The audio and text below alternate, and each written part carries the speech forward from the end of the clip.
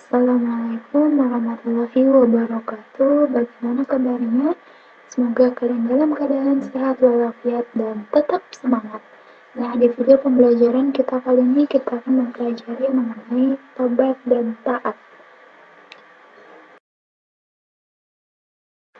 Adapun tujuan pembelajarannya adalah memahami pengertian, contoh perilaku, dan dampak positif sifat tobat dan taat. Kita materi pada bab ketiga, akhlak terpuji,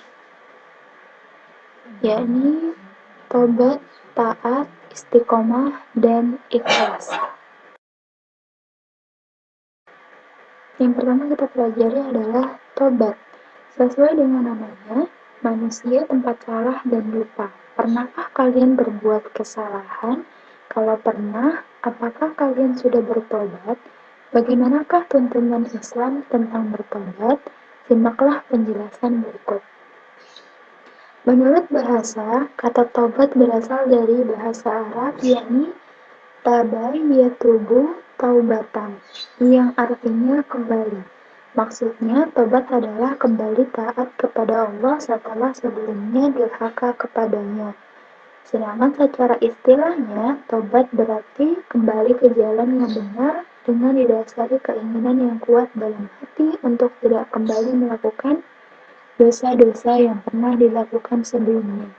Secara ringkasnya, kata tobat ini diartikan orang dengan penyesalan saja. Bagaimana yang disebutkan dalam sebuah hadis Nabi yang berbunyi, An-nadamu tobatun. Artinya penyesalan adalah tobat. Dan perintah tobat.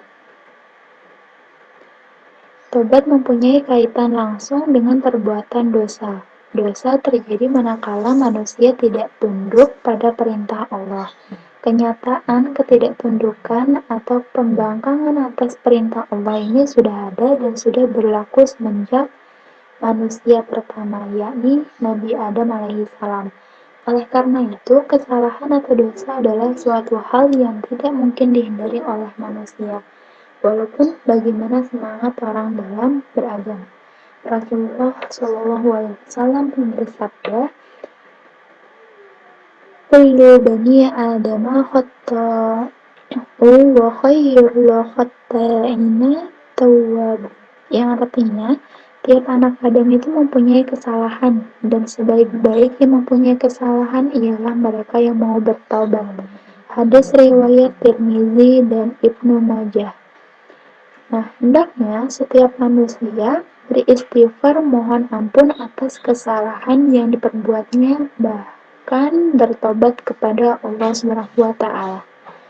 Allah SWT berfirman, A'udzu billahi minasyaitonir rajim, wa may ya'mal su'an aw yadhlim nafsah thumma yastaghfirullaha yajidillaha ghafurur rahim.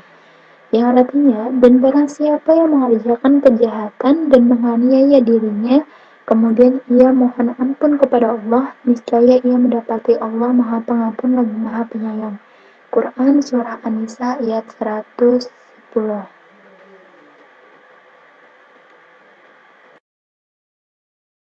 Kemudian, syarat-syarat bertobat hendaknya dilakukan dengan mengerjakan syarat-syarat berikut ya.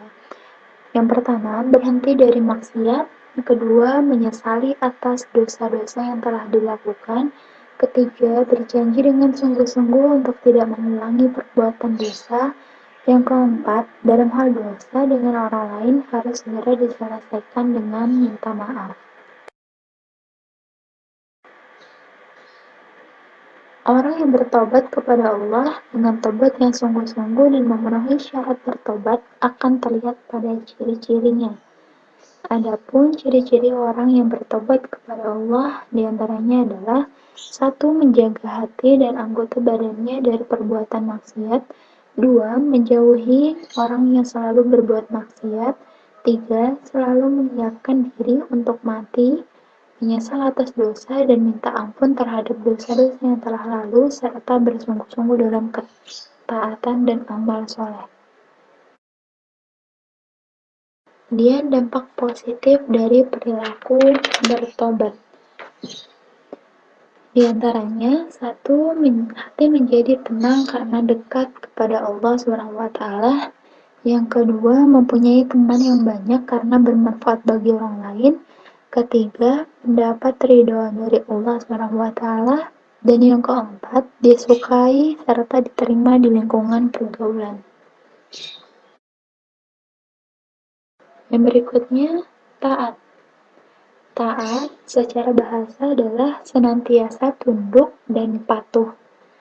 Sedangkan secara istilahnya, taat adalah tunduk dan patuh baik terhadap perintah Allah, Rasulnya maupun ulil amri atau pemimpin.